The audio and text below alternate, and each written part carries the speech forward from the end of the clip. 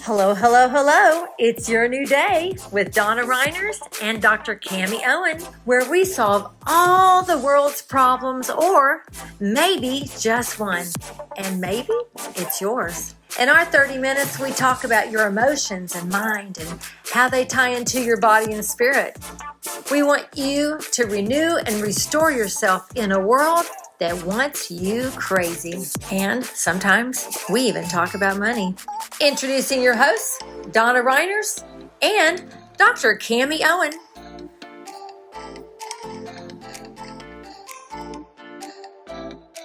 Hello, hello, hello. This is Donna Reiners, Dr. Cami. and we're here in continuation of what we were talking about in the previous show. And we were talking a little bit about programs, and Dr. Cami had talked about things happening in her clinic. And so when you were sharing it, I was thinking to myself, you're coming across, this is how it hit my ears. So people come and they commit to going through this process of change, this process of renovation that you've laid out for them. They've paid for it. They're committed to it. And then maybe a couple months in, they're like, we're going on vacation and we're going to be gone for a month. Could we just pause this lifestyle change because I got something else I want to do for a month? And so what would be your response to someone committing to actually going through a transformation then wanting to stop midway? Well, what I would say to that is we have an agreement before they start. Okay. So I talk about all these things. Is there a commitment, time commitment that's coming up? Is there any vacations coming up? You got any big weddings?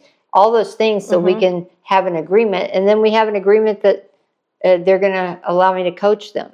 So that's what I do, because the reality is that's the best time to be on your program is when you're doing something like lifing. You're lifing along, because when you're out of a program, all those things are still going to be in place and happen and be in your life, and you want them to be in your life. You want to go on lots of fun vacations. So how can you implement the things and use us as your mentors to negotiate through that?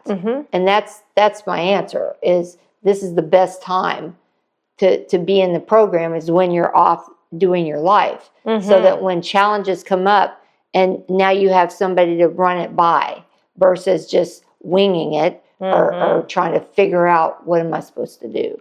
And so that's my answer. Yep, and that's good. It makes perfect sense to me, just in my own calling and working out life with people. And sometimes I probably have a little bit more mercy than you do, although you're the most merciful person I know. But at the same time, you're straight up. So, well, when straight up merciful. Well, when somebody comes to me and says, I need help, and they have some significant health challenge, and they say, I need you to help me with this. And ask, okay, I will, and I'm going to commit to that. This is what I bring to the table. I'm going to show up 100%, and we have the agreement. If I need to slap you around a little bit, I will. And so, if I know that you're making all this progress and you're about to make a left turn because that is comfortable and that's what you've been doing, and damn it, I just wanna, in this moment, I deserve that candy bar. That's right. And you can have the candy bar. And I will remind you of the consequences of taking the left turn. You're entirely in control, and you can make whatever left or right turn you want to make.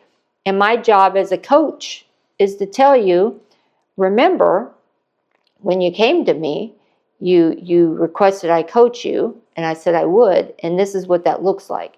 If you take that left turn, these are the consequences. And now, do you realize that that's going to set you back, or that might derail you completely? Is that what you're choosing? And being very straight that you're choosing it. Like, that is your choice, and you are responsible for the consequences. Yes. And I'm just here to remind you of your consequences, possible consequences. It could be even worse than I say, or less than I say. I don't know, but that possibility exists.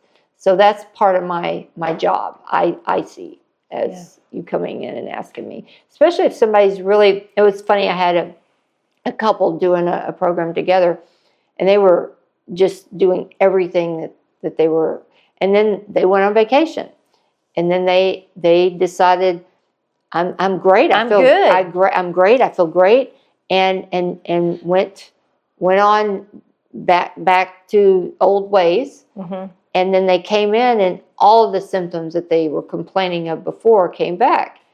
And it was a great learning tool for them. You know, it's like, see, this is what happens. This is what I told you. This is what happens. This is how it works. So now that you understand how it works, you get to make a more empowered choice.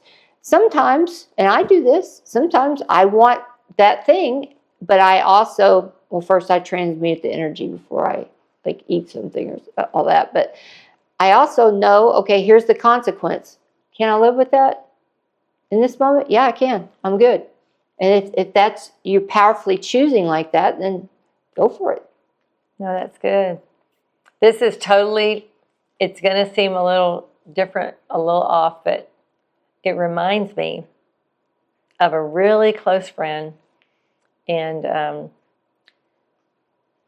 she had two little boys. And one of them was, room was a mess. And she started them really early on and taking responsibility, very early, like 4, they're early. And there was a possibility to go play. Mm-hmm. And she warned the one that was old enough to clean his room, the consequences if he didn't clean his room. Mm-hmm. And after like the 3rd time of saying, listen, I'm really not going to let you go play. Mm-hmm. She was going in to give him the final warning and then turned around and was walking away, and she heard the Holy Spirit say, why should you clean his room for free? And she stopped and went, oh, what do you have in mind?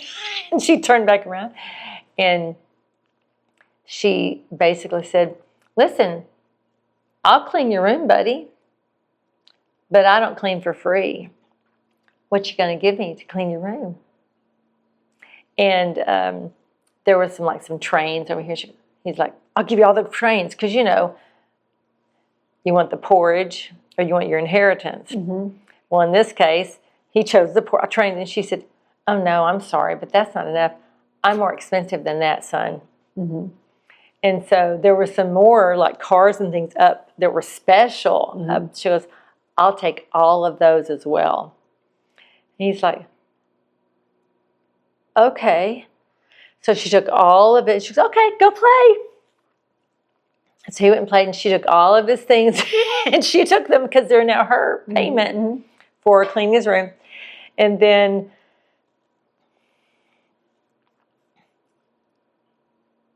little by little, she didn't tell him, but she let him win them back. Mm-hmm. So every time he was kind to his brother without being asked to, she's thinking, oh, you just won one of your trains back. Mm-hmm. And so then she created this chart, and every time he did something that was just like, here, I got it, brother, or whatever, he won them all back. Mm-hmm. And so he learned early on he needed to clean his room, and then he's learned to pay the consequence. Well, it's worth it to me. Mm-hmm. And now he's like 14. Mm-hmm. He's like, now it's worth it to him. Whatever decision he makes, he knows there'll be a consequence. And she still says, well, you know the consequences of that, son. She says, I do. Okay, It's up to you. Yeah. Yeah. My dad used to always tell me, if you're going to do something that is like you're going to go steal, mm-hmm. It's not, don't go do that. But if you choose to do that, make it worth your while. So if you're going to get caught, then it's worth it. If you're gonna steal, don't go steal some little $10 something. Go rob a bank or something. Oh my God. You have to do it one time. Your dad is funny. He's hilarious. But you can go to jail, you can go to prison. Yes. Which one do you want? Yeah, exactly. If you're going to do a behavior, think of all of the consequences. If you're okay with the consequence, like if you're willing to go rob a bank, and if you get caught, you're willing to go to prison for X amount of years or whatever it is. If you're okay with that, like you can accept that and choose that, then okay. But there's a lot of consequences to that. So, that's an extreme example. But No, that works. I had a friend who used to rescue someone. I will not even come close to saying this is many years ago, many years ago, just so you know, but used to like rescue this person. And finally, I remember saying to her, Jesus can love him in prison too. Mm-hmm. And she's like, oh. Yeah. So, God shows up in jails. It's Yes. all right. Yes. Because, and I said, and if you'd like to go to jail and let God show up for you there, you're headed that direction. Mm-hmm. And so she stopped doing that. And that person did eventually go to jail for something else. But that's where that person was headed. Yes. But she wanted to stop him from going to jail. Yes. See, she was trying to stop the consequences Yes. when that's what he needed. Well, when what happens is the lessons get more expensive. Yeah. So when you get in front of, when I counsel with addicts, and their family members get in the way of their bottom. They get in front of their bottom because they can't be with the consequence they see. Yeah. It's all about the parent not being able to handle it. It's hard, to watch your kid, driving off in the ditch, and you're driving off in the ditch, and they're like, but I like to go fast and drive. Okay, when you drive off in the ditch and you total your car, you're not going to have a car anymore, and you're not you might get hurt or hurt somebody else. Yeah. I don't, and then you stand in front of them so they can't leave to drive off in the ditch. And, to get it over with, so they won't drive off the ditch later. Yes, but when they drive off in the ditch later, it could be into a crowd of people. A lot more serious. Yes, it's more serious. So being conscious of the consequences for your actions and your choices. Yeah. Because you're really just a sum of your choices. Yeah. Your life is a sum of your choices. Oh, it is. I know. Yeah. I don't know how much time we have because we don't pay attention to that here. We do not. But I definitely have skeletons in my closet that,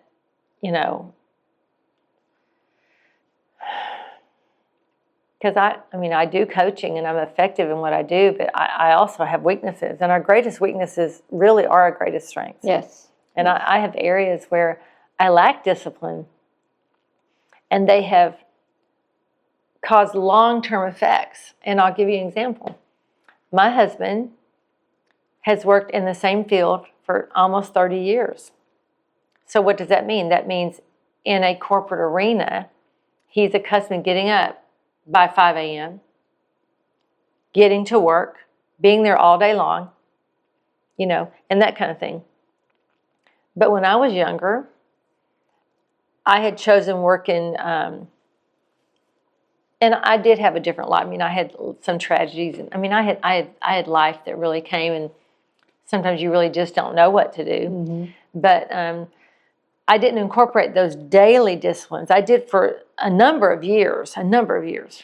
But then there were times when I didn't. And because of that, it's difficult to go to the gym on a regular basis, for instance. And for me, I need to. At the age I have and the different things that I've faced, it's very important that I strengthen my bones.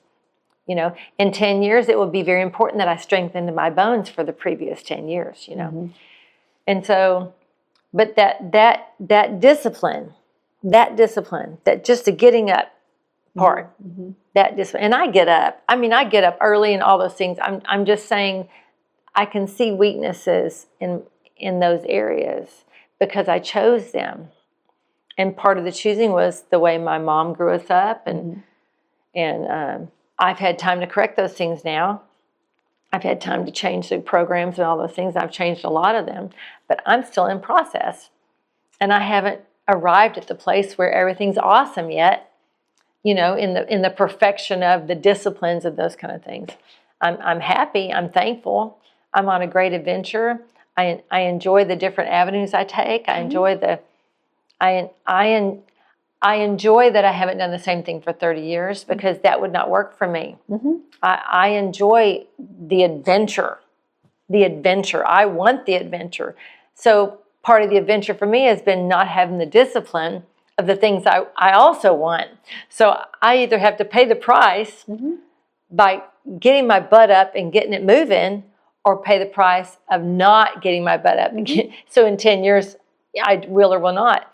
And the other day, and I'll switch to you. The other day, I was watching this video, and it was like this was an 85-year-old lady, and the camera's not in a place where I can show, but she was on her knees, and then she was getting up one knee at a time without using her hands, up and down, up and down. And I said, I need to see if I can do that. And so I got down, and I got back up.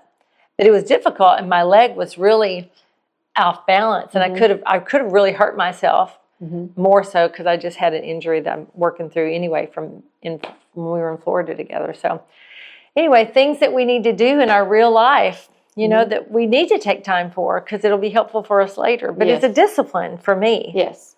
And what I hear, though, and this is from over here, what I hear is that there's a little bit of make wrong. You're making yourself wrong a little bit for not having this discipline.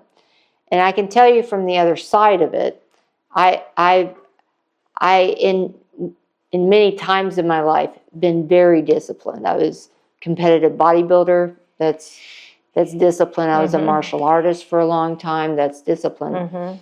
My house was immaculate all the time. And it still is. Very disciplined. Not like it used to be. But only because of those cute little animals up there. Are they still okay? What? The cute little animals? The sugar gliders? Yeah. Actually, no. My third one passed. I rescue them, so they're old, and we don't know how old they are. I'm sorry. So the final one my daughter has, because she has two of them, and they're community animals, so they need some people. They need some other people. Okay. But I'm sorry. No, it's fine. I met them. Yes. Anyway, I'm out of the sugar glider business now. But when I was younger and that very disciplined person, and I see a lot of this in my daughter right now, my youngest daughter's a mini me in a lot of ways, that rigid discipline was also, I know now, reflecting back, an attempt to control my life because so much other part of my life was out of control. Yeah. So absolutely. So and then it was in my children's lives, and everything had to be just so, and all the toys had to be just I remember spending hours organizing all their little things, and then. Well, you can't play with that because I just organized it. I just put it away. You can't have it now. it. No fun for you. That's right. And you mess the towels up in the thing. Why? The towel police will come any minute now and get us if the towel. It's so true. Yes, and so that can go.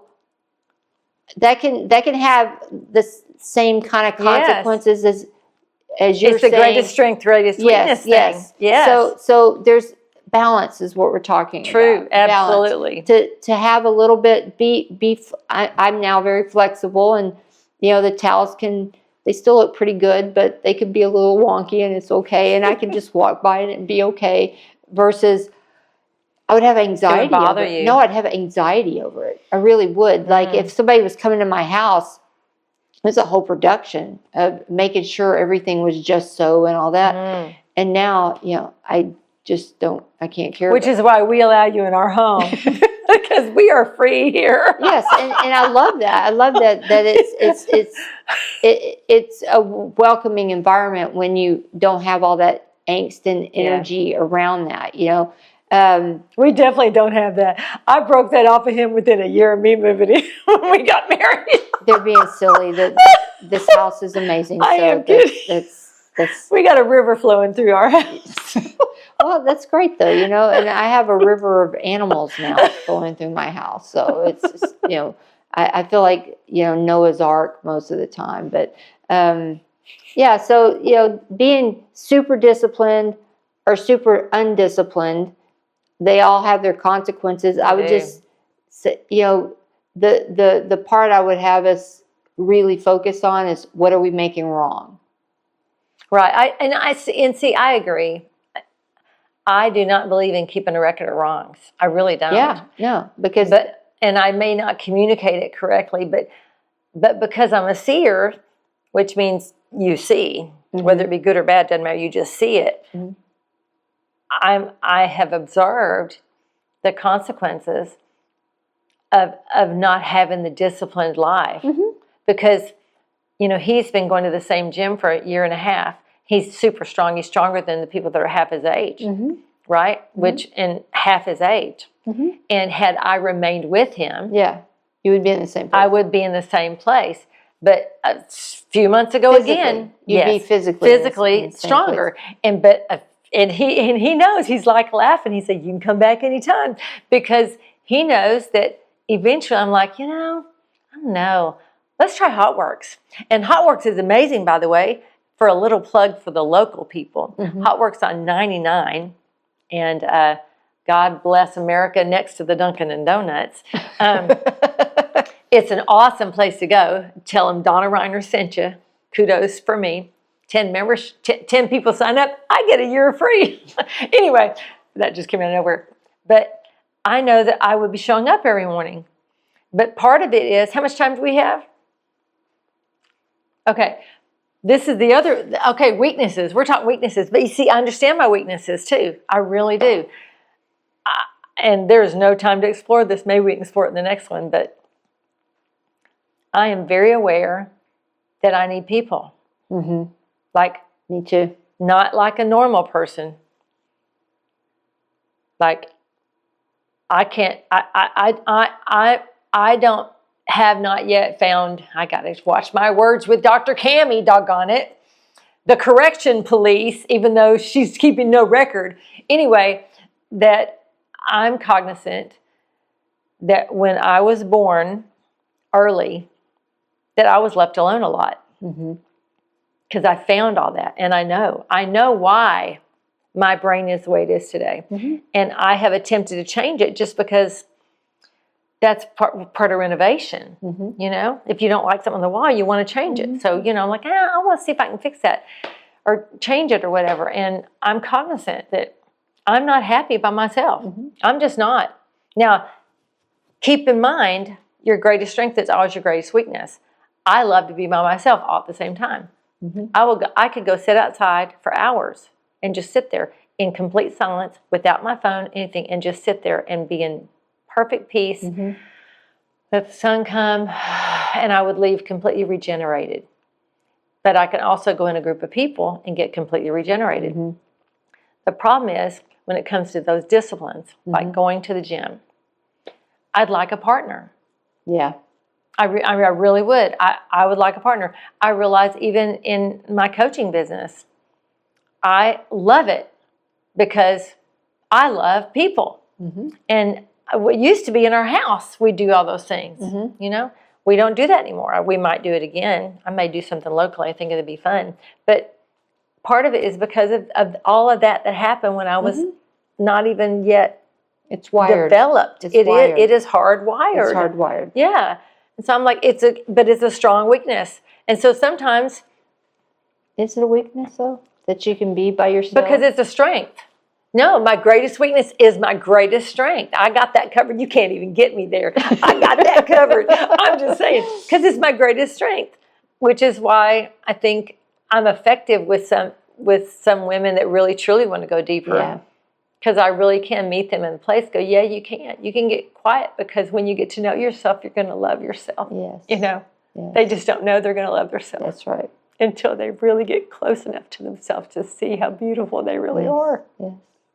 And that's what I had to do with me. Yeah. I had to get close enough to my flaws that aren't flaws, to my perfections that are imperfections. I had to really get close enough to this close to go, wow, no, I'm good. Yeah. And that's what's lacking is our perspective to see the goodness of God in this land that we live in. Yes. That we have, that we're perfect in all our imperfections. Yes. Yes. Yeah. It's very much like what we were talking about a couple of shows ago or last show. I don't even remember. But that dark side versus the. Yes. Yes. It's the journey is to pull it all in. Yeah. All the light, all the dark, the positive, the negative, pull it all in and just wrap it in a big old love ball. And just accept it, choose you, how you are right in this moment, not what you're going to be in 4 moments later. That's right. Because that 4 moments later doesn't exist. It's an illusion. It's right now. It's only right now. So true. And right now, and right now, and right now. And you get to choose anew every moment. That's right. Because most of the time we're operating on the memory of who we was in the last moment. That's right. It's so true. Are you digging this? I'm digging this. It's so straight on. And that's the renovation. But it's not even renovation. It's just remembering who you've always been. Yes. And remembering. It's the illusion that something's wrong. The perfection. Yeah. Remembering that, listen, the real truth is there's no record of wrongs. The real truth is, for you Bible thumpers also, that God is truly, has nothing against us, even in your most heinous missing it.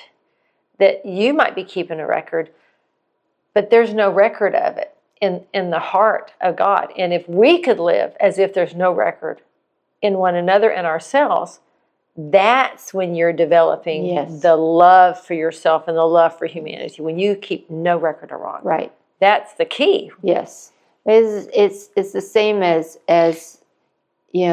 having a listening for someone. When they walk up to you, and whether it's something you've experienced or something somebody's told you, like what you were talking about in the previous show about somebody, having that perspective spread.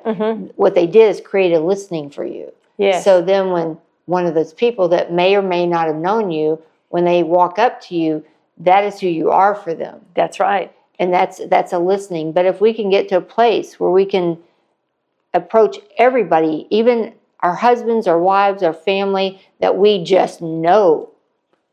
No record of wrong. We'll be good to go. We're going to see you in the next show. We love you. Bye-bye. Bye. Thank you for joining Your New Day with Donna Reiners and Dr. Cammie Owen. We look forward to seeing you next time. Remember, we solve all the world's problems, or maybe just one, and maybe it's yours. Until soon.